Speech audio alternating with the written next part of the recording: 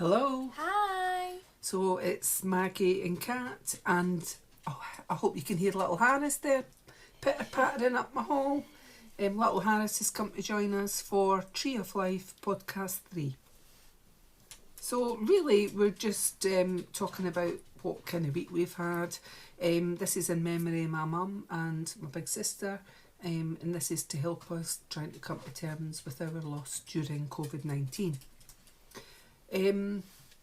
We're going to do, last week we took the letter T from Tree of Life, so the letter this week is, we're just going to follow on for that, is R, and obviously how we named that, what stood for her name was R for RAWK Chick. Yeah.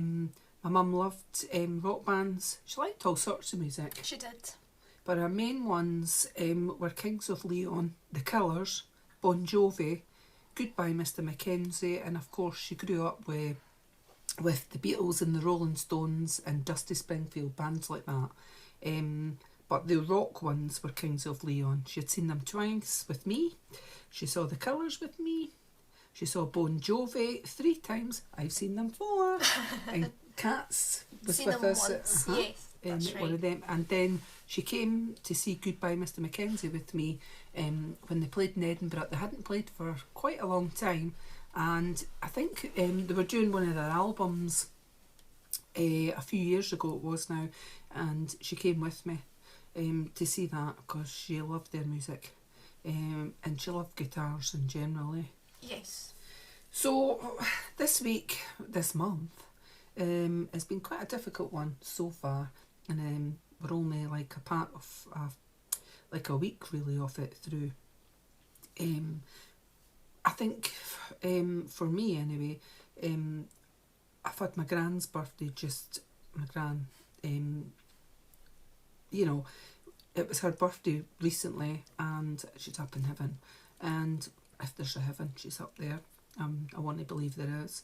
And then my sister, who passed away recently, and my Papa Tom, they both share a birthday this month.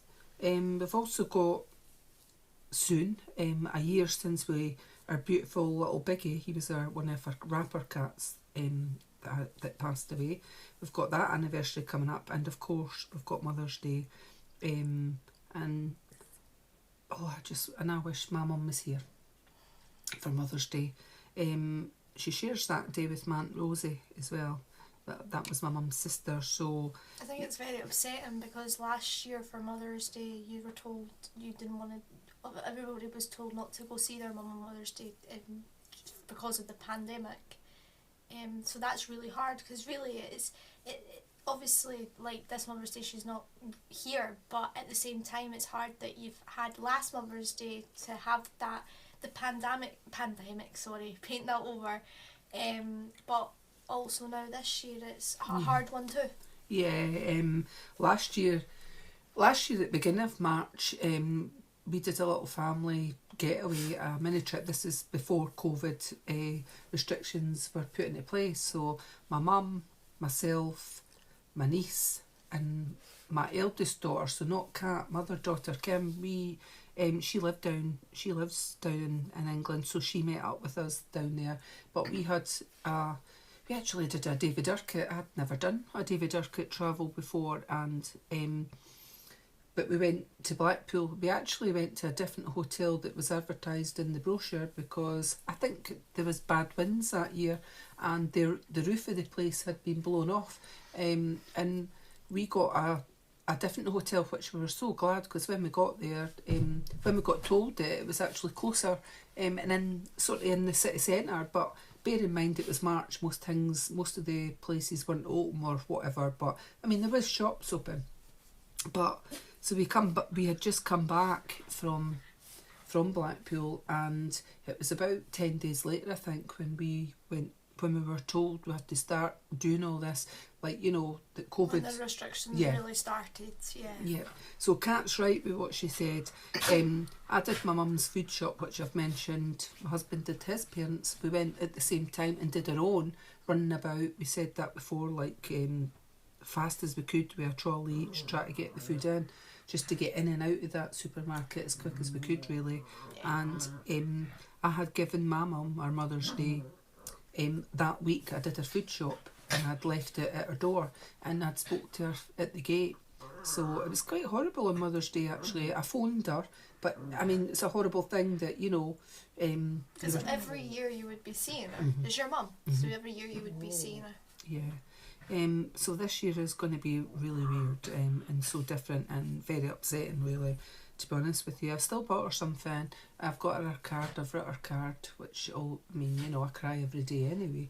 But the fact that I've got, like, my sister Pauline, and she shares that with my granddad's, like, birthday, you know, all sort of in the same, well, it is the same week. You know, it's quite hard. And I've wrote a birthday card for Pauline and got her something to place at the graves. You know, and something for my mum to place at the graves in their memory. But I wish they were both here. So I have to honestly say that heaven is one lucky place, having all these lovely people, because my gran and granddad were just gems as well, and my Aunt Rosie was a character and a half. Yeah. So talking about family though and things, well, there was a family heirloom. I say heirloom, ha ha ha. It's not worth any money to anybody. So anybody from my family maybe hearing this or listening to this, you know, it's just that it was something that was from when I was a wee girl again. It was I think it's a pair of pliers, and when I was cleaning out my mum's hut from her house, or we'll say her final house, before she passed away, etc. Well, this was after she passed away, but it was her final house that she's lived in. I come across these pliers that I remembered from when I was a wee girl, and I mean the very first house I ever lived in. I won't say where, but I lived in 2 houses in that area before I moved away. I left home when I was 16 or 17, round about that age. So, but anyway, these pliers weren't used for pliers that I remember. They're quite strange things. They're a bit rusty, but I'm going to keep them. I actually said that when I pass away, I think they should come in with me. Goodness gracious. I think, honestly, they would probably got used as a hammer for pulling out your teeth and things like that. But anyway, it's just something that come to light, that my mum had kept this for all those years, and, you know, definitely a memory. I found it really difficult. Initially, I looked through photograph albums, and when my mum first passed away, and of course then after with Pauline, with my big sister, and I would look at them and cry, but after a few weeks or whatever, I had to stop looking at them, and I've not actually opened them again for the time being. I didn't get to that stage, so, you know, these kind of things, like I say, these little pliers brought back a memory, and I'm able to, like, talk about that now. Yeah. Sort of thing. So last week, Kat, I'm going to speak to Kat, but she didn't want to speak about her uni last week because she had a terrible week. She felt really stressed out and things. You know, some people's exams might have been postponed or stopped, or maybe they're going to do their year again or whatever. But for Kat, being a uni student, that's not happened. So, I think we mentioned it in the first episode, but where you find out on the news that school students are, you know, their exams have been postponed or they're not sending exams at all. Really, for me, that hasn't been the case. That hasn't changed for me at all. I think Harris wants to say something about my uni experience. What do you say, Harris? What do you say? Harris, he went there. He did. Right, stop now. But yeah, it's very stressful, and because I just have to keep going with it. The same that everybody else has to. Not everybody, like I said, some people haven't had the same as me. You know, they've not. For me, it's not stopped, and nothing's really been changed all that much. I still have to do coursework. I still have to do exams, dissertation. The only comment I can make is I can't wait for it to be done, and that's it. She's been very stressed out about it all, and it's not surprising really. But what happens after this? I mean, you know, we were talking about this, we were thinking about what jobs are going to be available. You know, it's all changed with COVID-19. You know, a lot of people are going after the same jobs now. I mean, there used to be tons of like coffee shop type jobs available, you know, that you could, you know, there was plenty of those jobs going, jobs in shops, like, you know, clothes shops, etc., retail, things like that. Not now. You know, and a lot of people, because they've been paid off or whatnot, they're actually having to change their career after maybe 30 year or 20 year or 10 year or 1 year being in that job, because it's either closed down or they just can't keep them. So these people are having to look now for other jobs. That's right, and even mentioning the retail part of it, because there's a lot of like retail companies who I would never have expected to have had to close due to the pandemic and not getting obviously enough money in and whatnot, but obviously for massive retail companies that everybody knows the names of, you know, that's thousands and thousands of jobs have been lost because of that. And like you say, people are having to, you know, change up what type of career they've been doing. You know, for some people maybe the only experience they've had is retail, maybe for other people that's not been the case. So it is really scary. COVID has brought such a, I don't know, a mess, I would say, for everybody's life of some sort. You know, it's a stress thing there, whether it's money worries, losing loved ones, just not being able to go out and do, if gym was your thing, you know, go exercising at a gym could have been what you did daily after your work, or say you didn't work. You know, it was maybe something that you joined to get yourself out. If you were someone that maybe already suffered from depression, that might have been your way from releasing it and helping and whatever. And now, you know, we've not been able to do any of these things for ages. Even local walks. I mean, it is local what you've got to do, and you've got to be careful when you're passing everybody. So, you know, it's like, oh, I don't know. It is hard. It's really hard. There was a programme on this morning, you know, it was people doing online gaming or playing little games like Animal Crossing, etc., but they were playing it with other people. And there was one that did it was like, oh, what do you call that? The driving, when you go round mountains and that. But it's like, driving. Aye.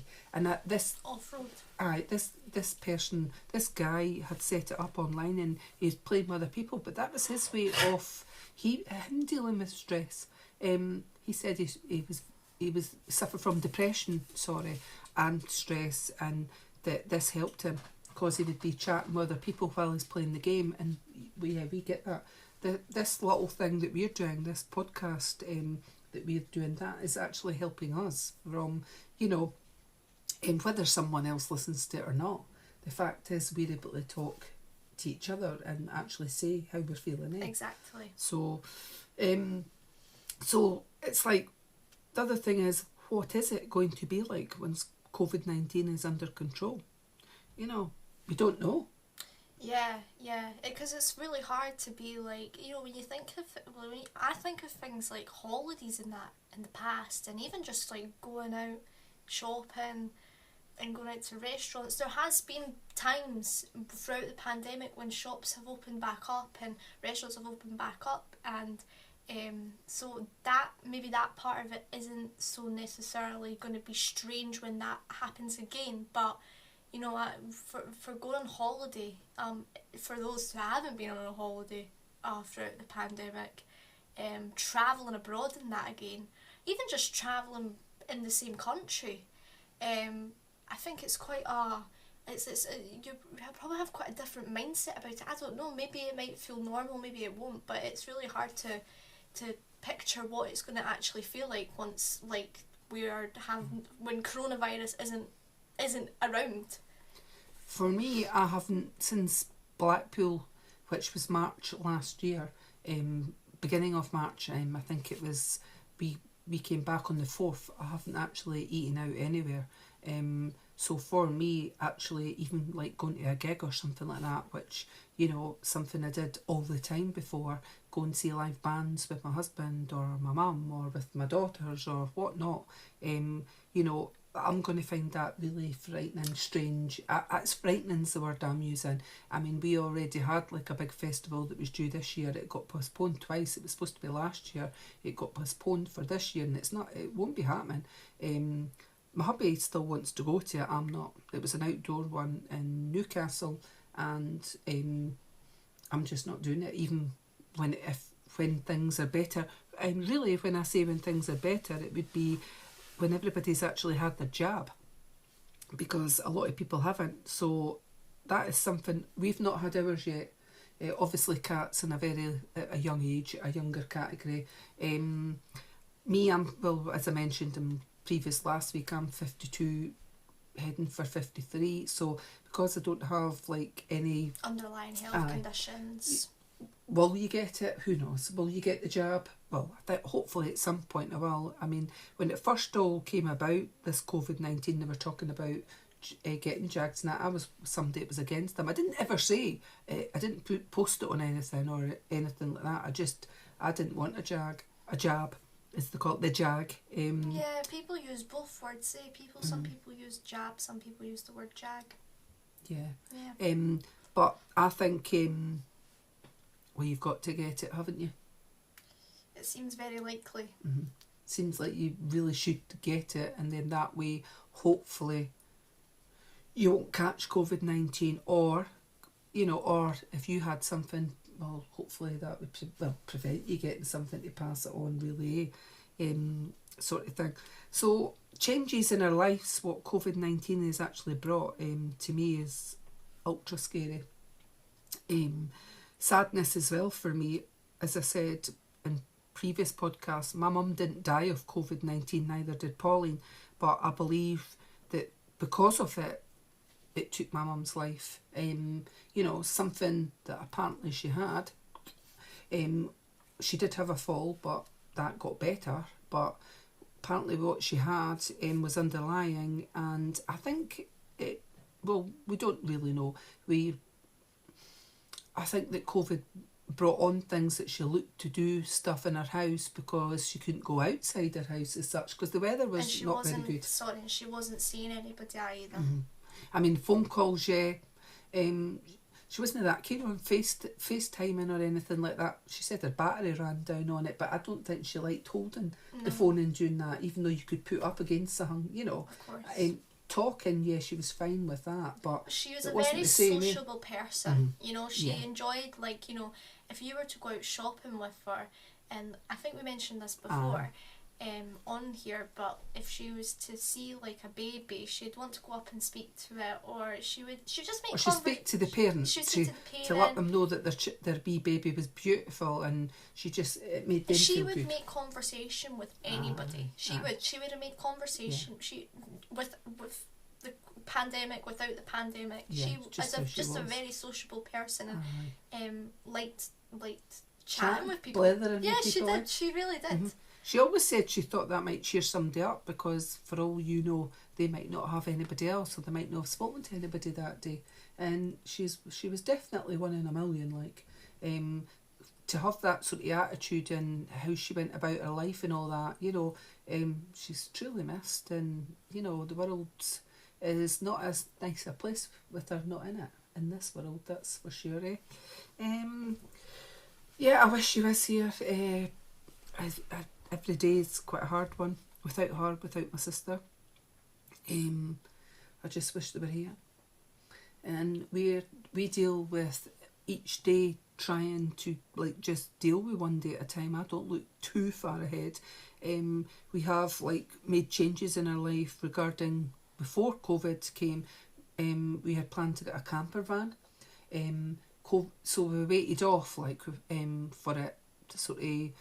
When we heard about COVID, we thought, oh my God, we wouldn't be able to go places with it, so we weren't got to spend a lot of money and get something like that you couldn't use. Exactly. It'd sit outside your house, and whatnot. But the strange thing is, lots of people bought them up recently, because we checked on the market, etc., and even the new ones were getting bought straight away or getting pre-ordered, so they never seemed to be the one that we were after up for sale.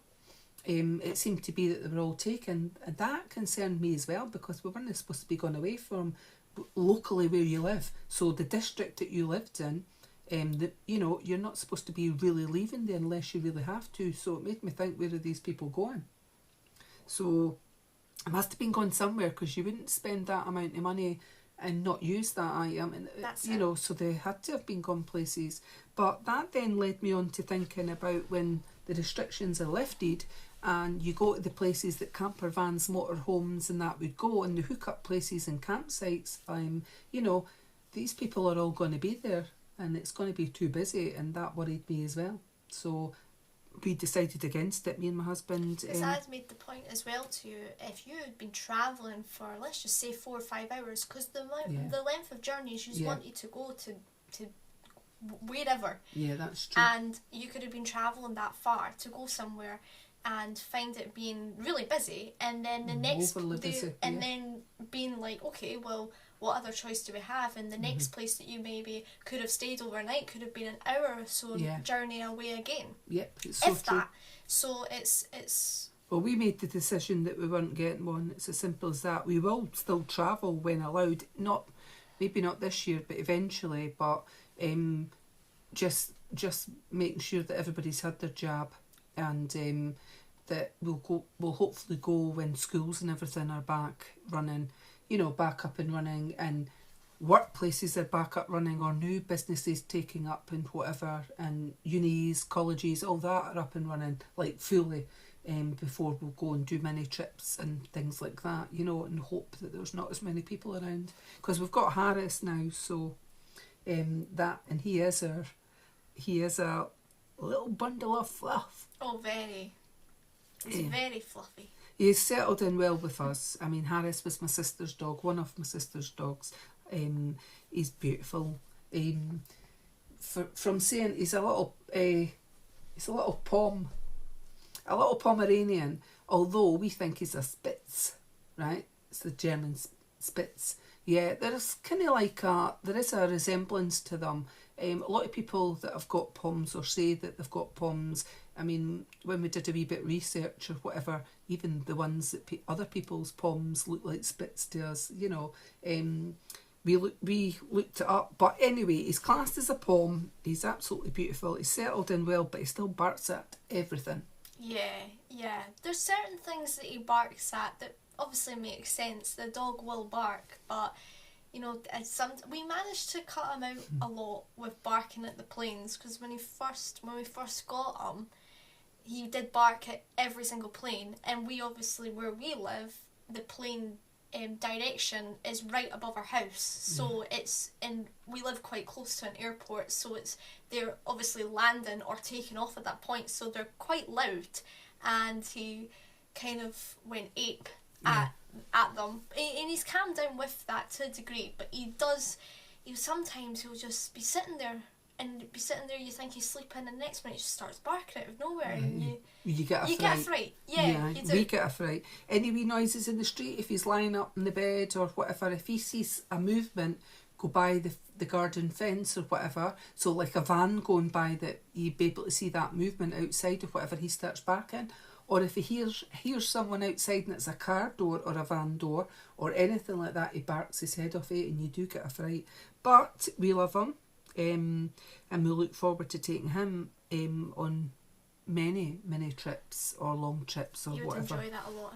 I think I look forward to the fact that like a bit warmer weather as well, and to see what he's like. Well, you have to be careful with him because he's got quite a wee furry coat.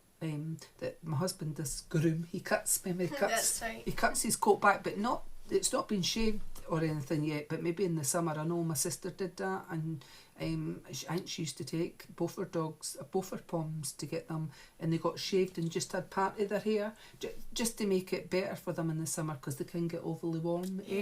So we will see. Maybe he'll have a couple of bunches or a pigtail and some of my crafty beads in his wee hair.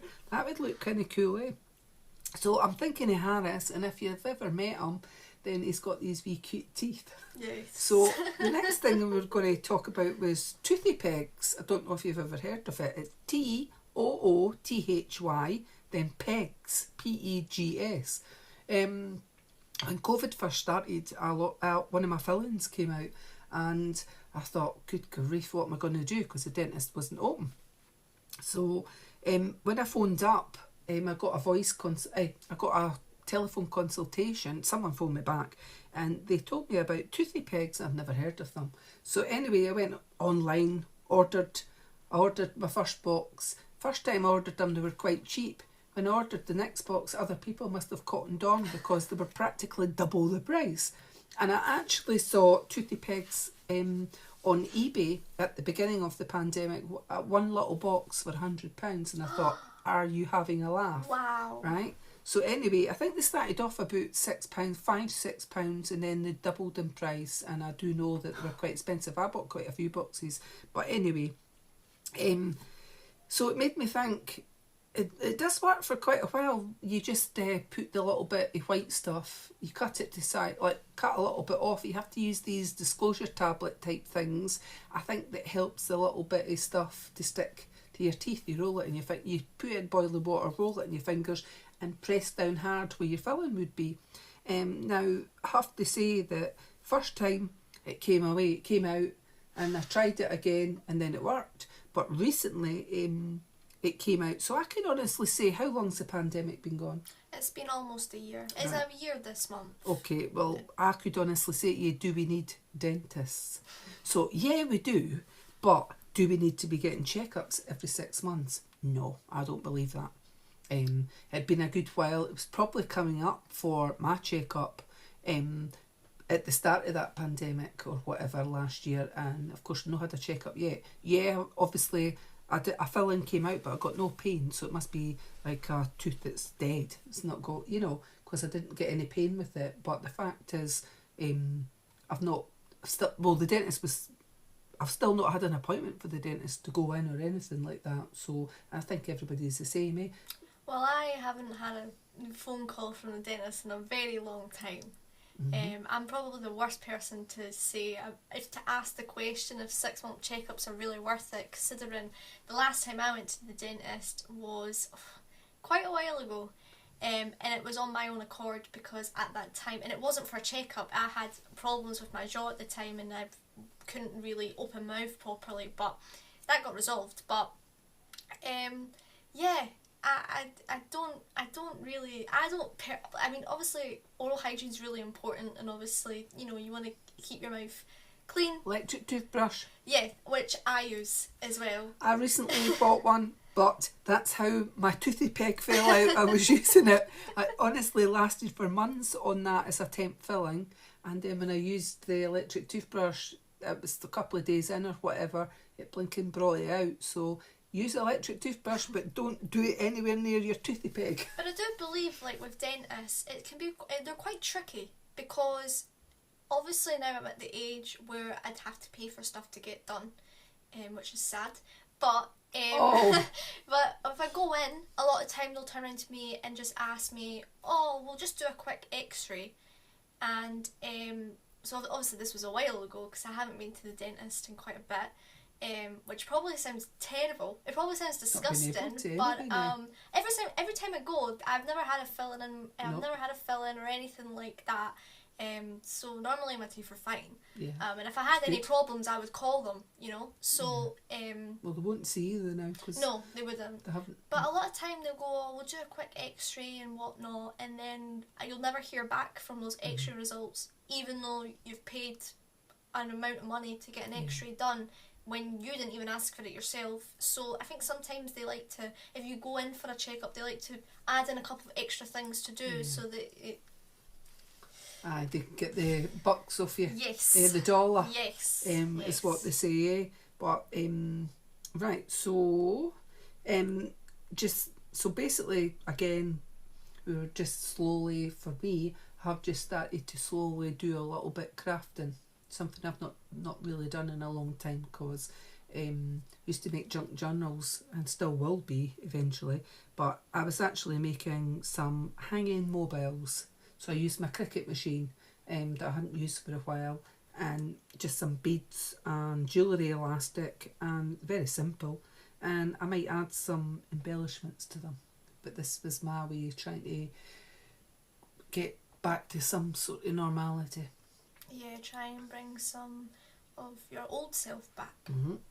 And Kat, something we have been watching together, haven't we? We had been watching WandaVision. WandaVision, eh? Yeah, which has been brilliant. It's a fantastic show. And it's really nice as well, because how I've been feeling about it as well is obviously it airs every Friday. So at the end of the week, and obviously Sunday's normally the end of the week, but I mean the end of like, when it's a Friday and it's your weekend, it's quite nice to be able to have had something to look forward to, not just the fact that it's going to be the weekend, but it's been quite nice. Because in the first pandemic, when everything first started, obviously, we started Breaking Bad. Yeah. So there's been quite a couple of shows that we've gotten into because of the pandemic. So we started watching Breaking Bad, and we then watched Ozark, I believe. Right. And then we started watching Better Call Saul too, which still has another season to go, I believe. But obviously WandaVision's been... So it's nice to have something that you can like look forward to in a way. Yeah. Oh, I understand. I'm going to, just finish this by saying that that I'm wishing every mother out there up in heaven on this earth a very, very happy Mother's Day when it comes round to you. I'm probably saying it a bit early, but I'm still going to say it. Hope you all have a lovely day up in heaven, and Mum, I love you so much. Right, we'll be safe. So thank you for listening, eh? Take care, everybody. Thank you. Bye. Bye.